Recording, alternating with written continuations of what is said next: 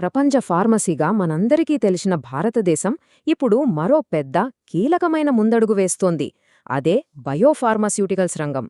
ఈ భారీ మార్పుకు నాంది పలుకుతున్న బయోఫార్మా శక్తి పథకం గురించి ఈ రోజు మనం వివరంగా విశ్లేషించుకుందాం. ప్రపంచ ఫార్మసీ అనే ట్యాగ్ మన దగ్గర ఉంది. చాలా గర్వకారణం. కానీ ఇక్కడితో ఆగిపోతే సరిపోతుందా? మన తర్వాతి అడుగేంటి? కేవలం జెనరిక్ మందులు తయారు చేయడం నుంచి అత్యంత విలువైన, సంక్లిష్టమైన మందులను ఆవిష్కరించి తయారు చేసే శక్తిగా మనం ఎదగాలి. మరి ఆ లక్ష్యం వైపు ప్రభుత్వం ఎలా అడుగులేస్తోందో చూద్దాం. ఈరోజు మనం ఏ అంశాలు చర్చించబోతున్నామంటే, అసలు బయోఫార్మా మనకెందుకవసరం, బయోలాజిక్స్, బయోసిమిలర్స్ మధ్య తేడా ఏంటి, బయోఫార్మా శక్తి పథకం ఉద్దేశ్యాలేమిటి, మన ఎకోసిస్టమ్ను ఎలా బలోపేతం చేస్తున్నారు, ఇంకా 300 బిలియన్ల బయో ఎకానమీ లక్ష్యం, చివరగా పరీక్షల కోసం కీలకమైన అంశాలను కూడా చూద్దాం. సరే, మొదటి విభాగంలోకి వెళ్దాం. బయోఫార్మా ఆవశ్యకత. అసలు మన దేశం ఈ రంగంపై ఇంతలా ఎందుకు దృష్టి సారిస్తోంది? దీని వెనుక ఉన్న కారణాలేంటో చూద్దాం. చూడండి, మన దేశంలో ఆరోగ్య సమస్యల స్వరూపం పూర్తిగా మారిపోయింది. ఒకప్పుడు అంటువ్యాధులు పెద్ద సవాల్గా ఉండేవి. కానీ ఇప్పుడు సీన్ మారింది. క్యాన్సర్, డయాబెటీస్, గుండె జబ్బుల వంటి దీర్ఘకాలిక వ్యాధులు, అంటే నాన్ కమ్యూనికబుల్ డిసీజెస్ NCDs పెరిగిపోయాయి. ఇప్పుడు జరుగుతున్న మరణాల్లో ఏకంగా 63% వీటి వల్లే. సో ఈ కొత్త రకం వ్యాధులకు మన పాత జెనరిక్ మందులు సరిపోవు. మనకు అడ్వాన్స్డ్ మెడిసిన్స్ కావాలి. ప్రస్తుతం మన బలమేంటంటే, మనం ప్రపంచంలోనే అతిపెద్ద జెనరిక్ మందుల తయారీదారులం. ఇది చాలా పెద్ద విజయం. కానీ ఇదొక వాల్యూమ్ గేమ్ అన్నమాట. అంటే ఎన్ని తయారు చేస్తున్నాం అనే దానిపై ఆధారపడి ఉంటుంది. కానీ ఫ్యూచర్ అంతా వాల్యూ గేమ్. అంటే అధిక విలువ ఉండే సంక్లిష్టమైన బయోలాజిక్ మందుల వైపు మనం అడుగులు వేయాలి. ఇదే మన నెక్స్ట్ బిగ్ లీప్. ఇప్పుడు ఈ మొత్తం టాపిక్ను అర్థం చేసుకోవాలంటే మనకు 2 కీలకమైన పదాలు తెలియాలి. అవే బయోలాజిక్స్ మరియు బయోసిమిలర్స్. ఈ రెండిటి మధ్య తేడా స్పష్టంగా తెలిస్తేనే మనకు ఈ శక్తి పథకం ప్రాముఖ్యతేంటో పూర్తిగా అర్థమవుతుంది. ముందుగా బయోలాజిక్స్ అంటే ఏమిటి? ఇవి మనం రోజూ వాడే కెమికల్ టాబ్లెట్ల లాంటివి కావు. వీటిని జీవ వ్యవస్థల నుంచి, అంటే మానవ కణాలు, బ్యాక్టీరియా, ఈస్ట్ వంటి వాటి నుంచి తయారు చేస్తారు. అందుకే ఇవి చాలా పెద్దవిగా, సంక్లిష్టంగా ఉంటాయి. క్యాన్సర్, ఆటోఇమ్యూన్ వ్యాధుల వంటి తీవ్రమైన ఆరోగ్య సమస్యల చికిత్సలో ఇవి ఒక విప్లవం లాంటివి. మరి బయోసిమిలర్స్ అంటే ఏంటి? పేర్లోనే ఉంది కదా, సిమిలర్ అని. ఒక ఒరిజినల్ బయోలాజిక్ మందు మార్కెట్లోకి వచ్చి దాని పేటెంట్ కాలం ముగిశాక దానికి చాలా దగ్గరగా ఉండేలా తయారుచేసే మందులే ఈ బయోసిమిలర్స్. ఇవి అచ్చమైన కాపీలు కాదు, కానీ ఒరిజినల్ మందులాగే సురక్షితంగా, అంతే ప్రభావవంతంగా పనిచేస్తాయని నిరూపించబడినవి. ఈ టేబుల్ చూస్తే మనకు ఇంకా క్లియర్గా అర్థమవుతుంది. బయాలజిక్స్ అనేవి ఒరిజినల్, ఫస్ట్ టైం ప్రాడక్ట్స్. వాటి రీసెర్చ్, క్లినికల్ ట్రయల్స్కి వేల కోట్లు ఖర్చవుతుంది. అందుకే వాటి ధర ఆకాశంలో ఉంటుంది. మరోవైపు బయోసిమిలర్స్కి అంత ఖర్చు అవసరం లేదు. ఒరిజినల్ మందుతో తమ సారూప్యతను చూపిస్తే చాలు. అందుకే వీటి ధర తక్కువగా ఉండి ఎక్కువ మందికి అందుబాటులోకి వస్తాయి.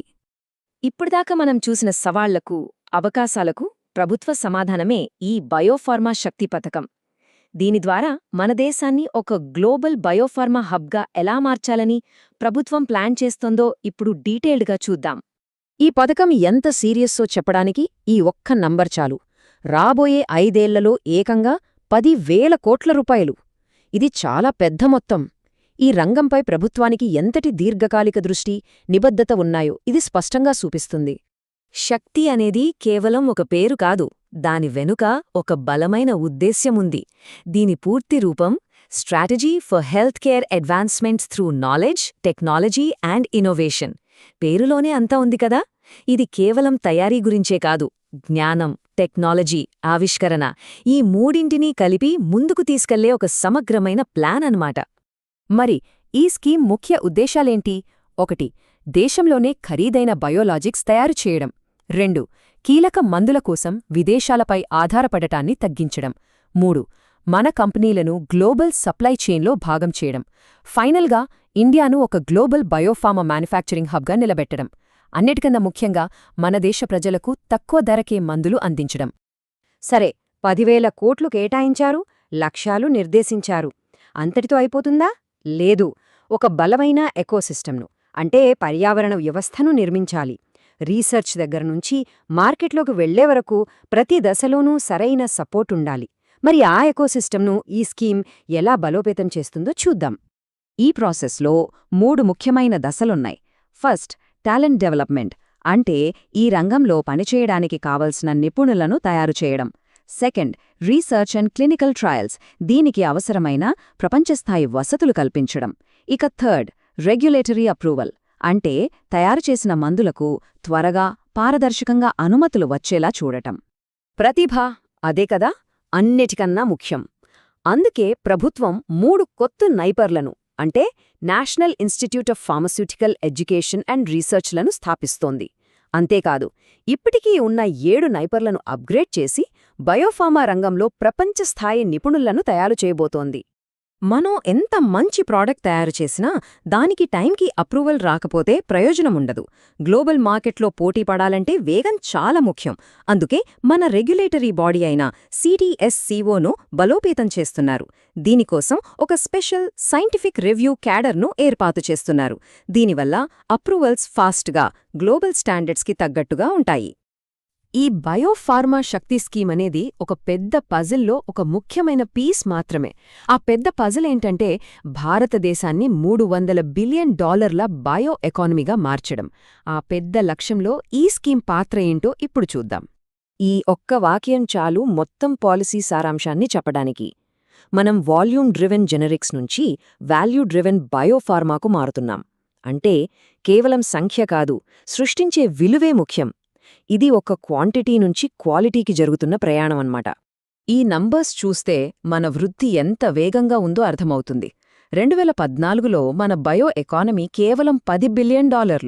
2025 నాటికి అది సుమారుగా $195 బిలియన్ చేరింది. ఇక 2030 నాటికి మన టార్గెట్ $300 బిలియన్. ఈ భారీ లక్ష్యాన్ని చేరుకోవడంలో బయోఫార్మా శక్తి లాంటి పథకాలు ఒక ఇంజన్ లాంటివి. మన బయో ఎకానమీలో ఏ రంగాలున్నాయో చూస్తే బయో ఇండస్ట్రియల్ తర్వాత 35% వాటాతో బయోఫార్మానే రెండో స్థానంలో ఉంది. సో ఈ రంగంలో వృద్ధికి ఎంత పొటెన్షియల్ ఉందో మనకు క్లియర్గా తెలుస్తోంది.